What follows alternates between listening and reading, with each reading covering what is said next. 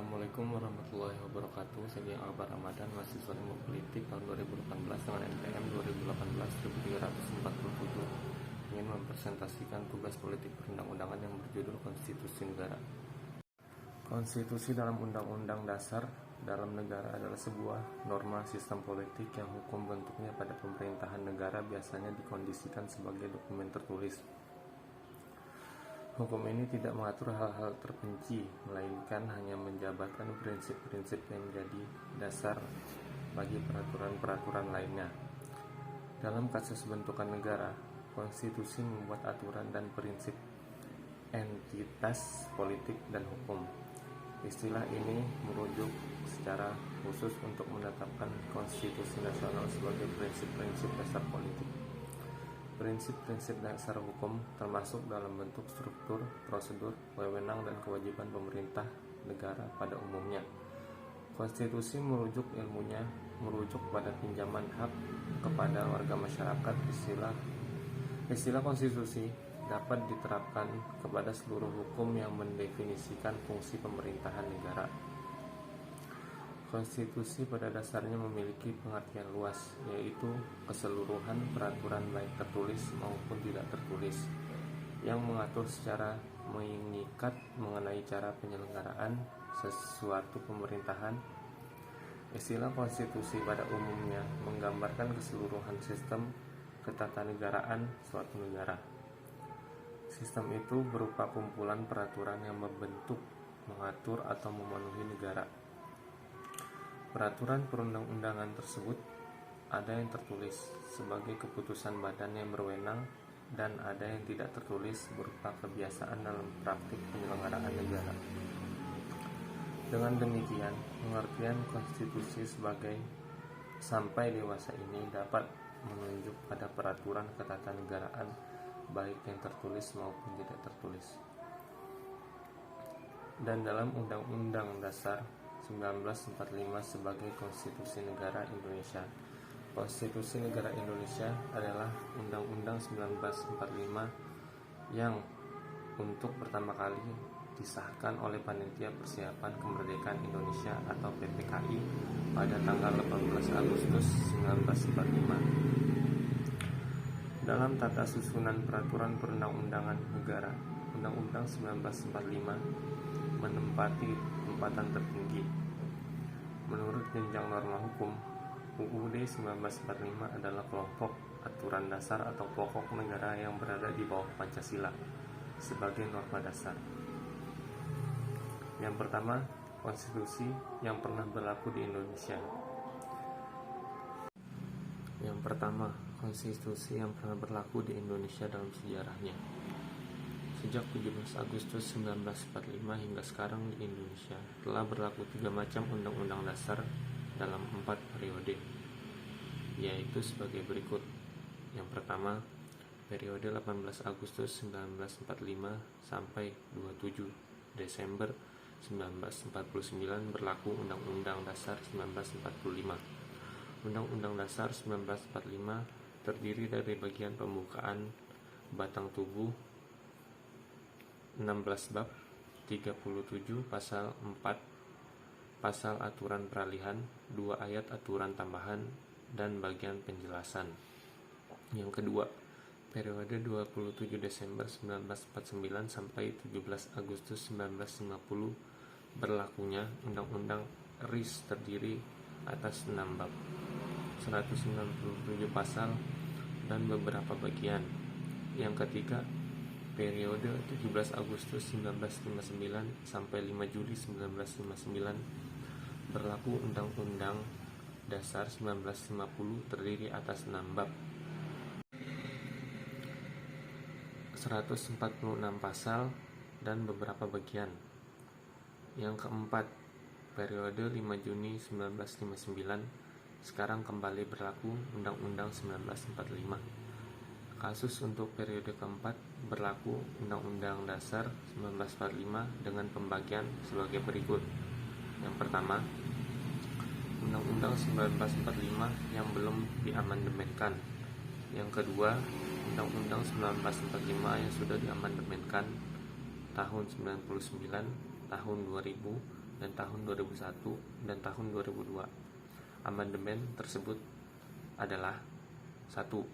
Amandemen ke-1 pada sidang umum MPR disahkan 9 Oktober 1999. Yang kedua, amandemen kedua pada sidang tahunan MPR disahkan 18 Agustus tahun 2000. Dan yang terakhir, amandemen ketiga pada sidang tahunan MPR disahkan 10 November 2001.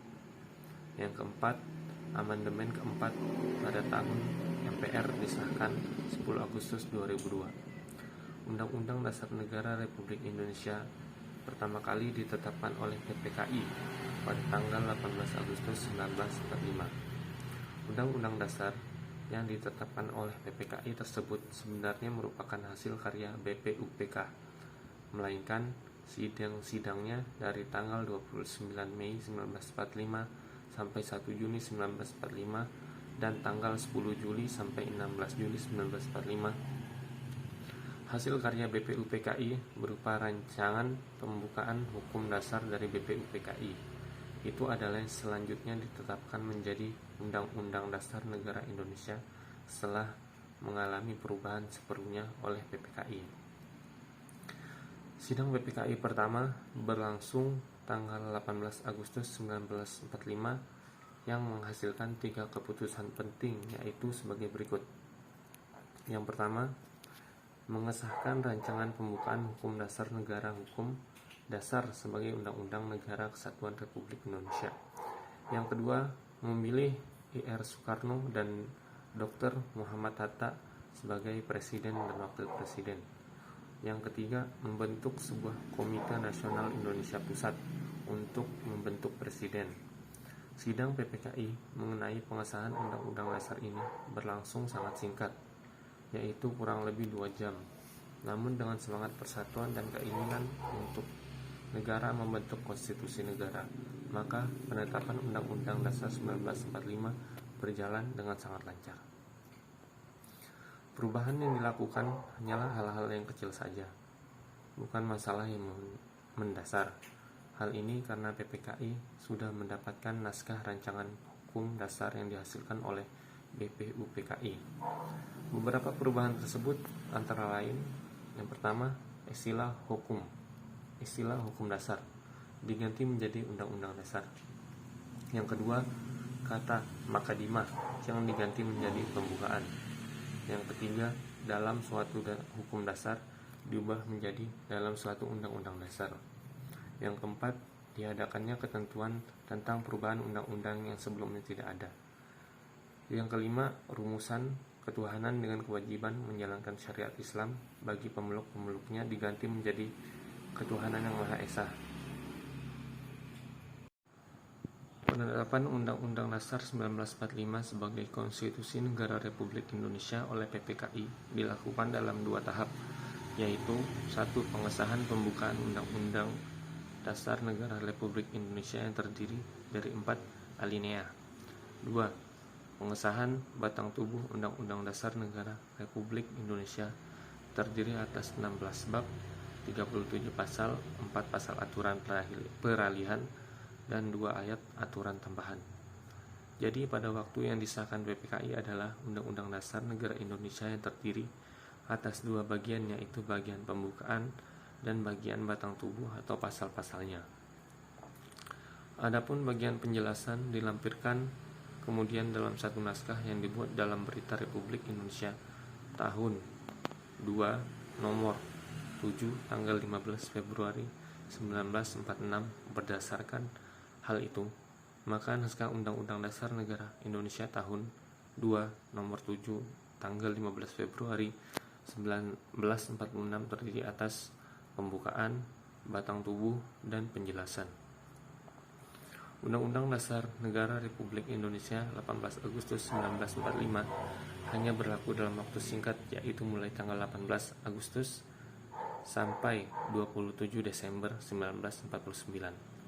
Sejak 27 Desember diberlakukannya Undang-Undang Dasar baru, disebut Konstitusi Republik Indonesia Serikat tahun 1949. Konstitusi kedua yang berlaku di Indonesia dalam Konstitusi Republik Indonesia Serikat disingkat KRIS atau UUD RIS, dan Undang-Undang Dasar Negara Republik Indonesia 18 Agustus 1945 tetap berlaku, tetapi hanya di salah satu negara bagian RIS, yaitu Negara Republik Indonesia yang beribu kota di Yogyakarta. Konstitusi Republik Indonesia Serikat atau Undang-Undang Dasar RIS 1949 berlaku di tanggal 27 Desember 1949 sampai tanggal 17 Agustus 1950. Bangsa Indonesia kembali ke bentuk negara kesatuan. Dengan demikian, Undang-Undang RIS 1949 tidak diberlakukan lagi. Periode berlaku Undang-Undang Dasar RIS 1949 di tanggal 27 Desember 1949 sampai 17 Agustus 1950 oleh Muhammad Yamin disebut konstitusi. 1. Makadinah yang terdiri dari 4 ayat. 2. Bagian batang tubuh yang terdiri dari atas 6 bab, 197 pasal dan lampiran. Beberapa ketentuan pokok dalam Undang-Undang Dasar RIS 1949 antara lain. Jadi, pada waktu yang disahkan PPKI adalah Undang-Undang Dasar Negara Indonesia yang terdiri atas 2 bagian, yaitu bagian pembukaan dan bagian batang tubuh atau pasal-pasalnya. Adapun bagian penjelasan dilampirkan kemudian dalam satu naskah yang dibuat dalam Berita Republik Indonesia nomor 7 tanggal 15 Februari 1946. Berdasarkan hal itu, maka naskah Undang-Undang Dasar Negara Indonesia tahun 2 nomor 7 tanggal 15 Februari 1946 terdiri atas pembukaan, batang tubuh, dan penjelasan. Beberapa ketentuan pokok dalam Undang-Undang Dasar RIS 1945 antara lain. 1. Bentuk negara adalah serikat, sedangkan bentuk pemerintahan adalah republik. Yang kedua, sistem pemerintahan adalah parlementer. Dalam sistem pemerintahan ini, kepada pemerintah dijabat oleh seorang Perdana Menteri. Perdana Menteri APIS saat itu adalah Muhammad Hatta. Konstitusi yang berlaku serta Undang-Undang RIS adalah Undang-Undang Dasar Sementara 1950. Undang-Undang Dasar Sementara dimaksud sebagai pengganti dari Undang-Undang RIS 1949 setelah Indonesia kembali ke bentuk negara kesatuan yang dituangkan dalam Undang-Undang Federal Nomor 7 Tahun 1950 tentang perubahan Konstitusi Republik Indonesia Serikat menjadi undang-undang. Dasar Sementara Republik Indonesia. Konstitusi inilah yang menyusun Undang-Undang Dasar yang bersifat tetap. Undang-Undang Dasar 1950 terdiri atas 1. Makadimah yang terdiri dari 4 ayat. 2. Batang tubuh yang terdiri atas 6 bab dan 164 pasal. Yang ketiga, bentuk negara kesatuan dan bentuk pemerintahan republik. 4. Sistem pemerintahan adalah parlementer menurut UUD 1955. Adanya badan konstituante yang akan menyusun Undang-Undang Dasar tetap sebagai pengganti dari Undang-Undang Dasar 1950. Undang-Undang Dasar Sementara 1950 tidak berhasil menyelesaikan tugasnya. Situasi ini kemudian memicu munculnya Dekret yang isinya sebagai berikut.